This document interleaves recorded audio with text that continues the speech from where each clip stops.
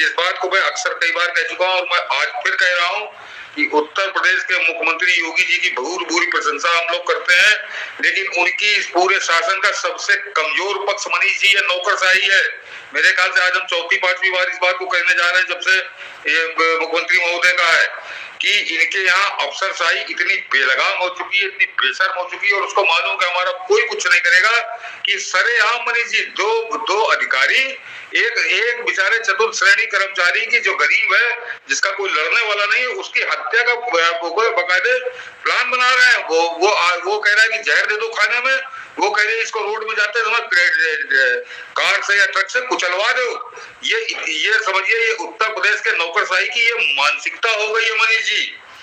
ये अपने आप को धरती ऊपर, कानून के ऊपर, संविधान के ऊपर, क्योंकि इनको लगता है कि हमको कोई छू ही नहीं सकता हमारी, और वो बिल्कुल सत्य साबित हो रहा मनीष जी। वो आलोक मौर्य जो है, वो सोशल मीडिया ने उसको ना उठा दिया होता तो वो दर भटक रहा था, और वो इसी तरह किसी दिन किसी ट्रक के नीचे या किसी कार के नीचे आ गया होता, इस अधिकारी मनीष दुबे ने उसको मरवा दिया होता, और मरने के बाद भी न सुना जाता। ये योगी आदित्यनाथ के लिए ये घटनाक्रम मनीष जी उनकी आंखें खोलने वाला है, अन्यथा योगी बाबा को बहुत महंगा पड़ेगा। ये कैंसर का समझिए पहला चिन्ह है, जो कैंसर पनप रहा है उनकी सरकार में, उनकी नौकरशाही में। ये नौकरशाही कितने बेलगाम हो गए हैं। ये खुलेआम एक आदमी को उनके सरकार में दलित, जिसकी दलित की बात करते हैं, दलित है, चतुर्थ श्रेणी कर्मचारी है, और उसको कैसे मौत के घाट उतार दिया जाए। ये उत्तर प्रदेश सरकार के दो अधिकारी इसकी योजना बना रहे हैं, और ये अब इस पर सस्पेंड किया गया, डिपार्टमेंटल सस्पेंड नहीं, इस आदमी को गिरफ्तार करके इसको बर्खास्त किया जाना चाहिए था, लेकिन वो नहीं होगा मनीष जी। मैंने कहा ना कि ये योगी बाबा के इस पूरे शासनकाल की सबसे बड़ी कमजोरी, सबसे बड़ी विकृति, सबसे बड़ी बुराई है कि इस पूरे उत्तर प्रदेश शासन में नौकरशाही जो है अपने आप को धरती ऊपर, जनता के ऊपर अपने आप को शासक, योगी बाबा से ज्यादा बड़ा शासक समझने लगे। और एक याद दिला दूं मनीष जी, मैं क्यों कह रहा हूँ आज इस बात को, ये तो योजना बना रहे थे हत्या की मनीष जी। वो कानपुर में वो जो माँ बेटी को जिंदा जला देने वाले लोग थे, और जिस दिन वो कानपुर देहात की डीएम नाच रही थी, नेहा जैन, और उसके लिए नाटक हुआ नौकरशाही ने, तब भी मैंने कहा था कि एक जांच कमेटी बना दी गई है और एक अलग से जांच होगी, ये जांच होगी, वो जांच होगी। मनीष जी, वो नेहा जैन के खिलाफ कोई कार्रवाई नहीं हुई, किसी के खिलाफ कोई कार्रवाई नहीं हुई, वो दो माँ बेटी जिंदा जला दी गई। तो ये योगी बाबा दुनिया भर के लिए हो सकते हैं, लेकिन ये नौकरशाही अपने इशारों पर इस प्रदेश के मुख्यमंत्री को नचा रही है। मुख्यमंत्री इस नौकरशाही को नहीं नचा रहे, ये तो मैंने कहा, ये तो योजना बना रहे हैं। ये इनको मौका मिलता, इनकी ऑडियो वायरल ना होती तो शायद ये उसको भी आलोक मौर्य को ठिकाने लगा देते, मौत के मुंह उतार देते। और ये इसीलिए बेलगाम है क्योंकि वो नेहा जैन जो डीएम रहते हुए माँ बेटी के जिंदा जला दिए जाए, उसी के अमले द्वारा जिंदा जला दिए जाने के बावजूद नाच रही थी मंच पे, जब उसके खिलाफ कार्रवाई नहीं हुई तो ये भी आलोक मौर्य को कुचल देते, कहीं हत्या कर देते, जहर दे देते या मरवा देते, और उसके बाद ये भी कहीं क्लब में नाच रहे ये दोनों अधिकारी उत्तर प्रदेश सरकार के ये नाच रहे होते, क्योंकि इनको मालूम है हमारा बाल बाका हो ही नहीं सकता। और मनीष जी, मैं दर्शकों से कहूंगा जो उत्तर प्रदेश के हो या किसी से फोन करके पूछ लीजिएगा कि ये शिकायत एक आदमी की नहीं है, भाजपा के कार्यकर्ता से लेके और प्रदेश अध्यक्ष तक से बात कर लीजिए, विधायक से लेकर सांसद तक से बात कर लीजिए। ये अधिकारी जो है नौकरशाह उत्तर प्रदेश सरकार के, ये इन नेताओं को, इन कार्यकर्ताओं को या किसी को भी ये अपने जूते की नोक बराबर समझ रहे हैं, और इनको गुमान है क्योंकि योगी आदित्यनाथ ने इनकी तरफ से अपनी आंखें बंद कर ली हैं। ये बहुत खतरनाक संकेत है। उत्तर प्रदेश उस अंधी गली की तरफ बढ़ रहा है जहां जाके सर पकड़ के सब बैठ जाएंगे, और योगी बाबा उस समय बहुत देर हो जाएगी जब ये जागेंगे। और इनको दो बार जगा चुके हैं लोग। एक बार उस नेहा जैन ने जब वो जिंदा जला दी गई थी, क्या हुआ मनीष जी, आज तक कोई जवाब दे? ये अखबारों में छपा था, बड़े बड़े बयान आए थे बड़े बड़े अफसरों के जो यहाँ बैठते हैं सचिवालय में, कि एक हफ्ते के अंदर रिपोर्ट आएगी, कार्रवाई होगी। वो लेखपाल और कानून गो के खिलाफ कार्रवाई हुई, लेकिन उस नेहा जैन के खिलाफ आज तक कोई कार्रवाई नहीं हुई। उस कानपुर में जहां माँ बेटी जिंदा जला दी गई थी, उनके घर पर रौंद दिया था बुलडोजर ने, केवल ये आंखों में पट्टी बांधे हैं मुख्यमंत्री। तारीफ बहुत होती है, लेकिन ये इस तरह से नहीं चलता। आपको नौकरशाही को कैसे नकेल बनाए। उस दिन एक बार मनीष जी कहा था कि केंद्र सरकार की नौकरशाही पिछले 9 साल से नरेंद्र मोदी इस देश के प्रधानमंत्री हैं, आज तक एक उदाहरण नहीं आया 9 साल में कि नौकरशाही बेलगाम हो गई हो, जिसने अपनी मनमानी की हो और किसी को अपना शिकार बना दिया हो।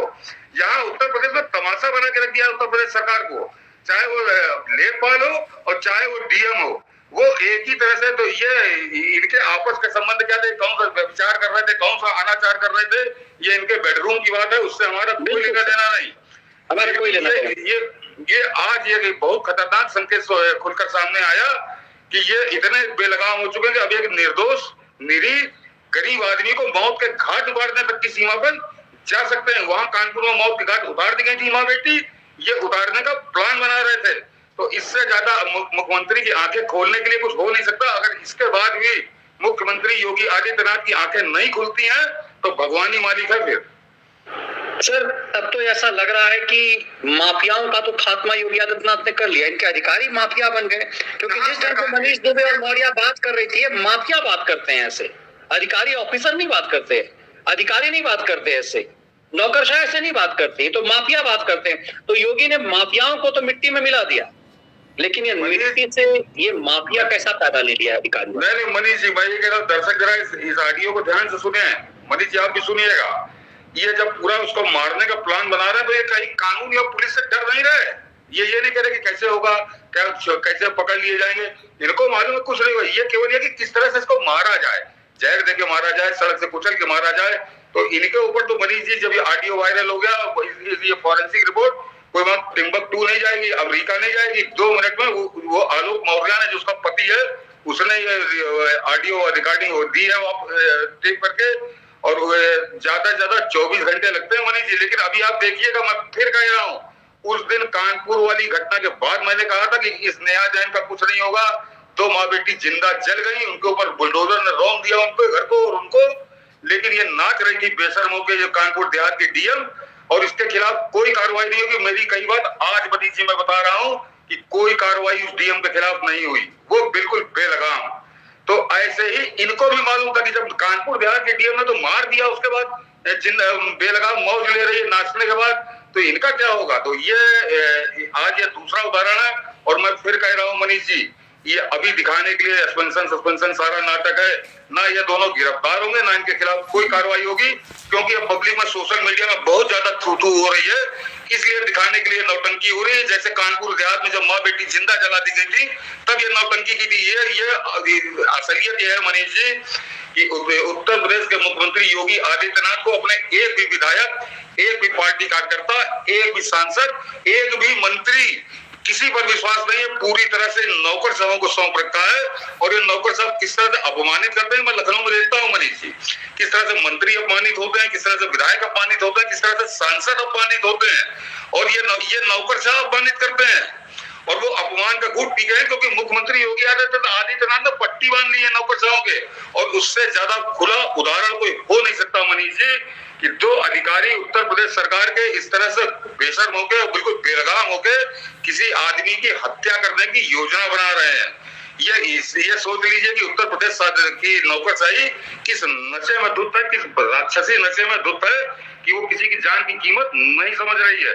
तो ये जो घटना थी आज, जो मनीष जी ने हमने तय किया, तो उनके अनाचार व्यभिचार, उससे उनका कोई लेना देना नहीं है। वो प्रपंच किसी मतलब का नहीं है। लेकिन आज इस पे बात करनी बहुत जरूरी थी कि नौकरशाही, क्योंकि इस पर लगातार कम से कम हम लोग तो करते ही रहे, वो चापलूसी चमचागिरी में नहीं, कि ये जब कोई गलत होता है तो गलत बोला जाता है।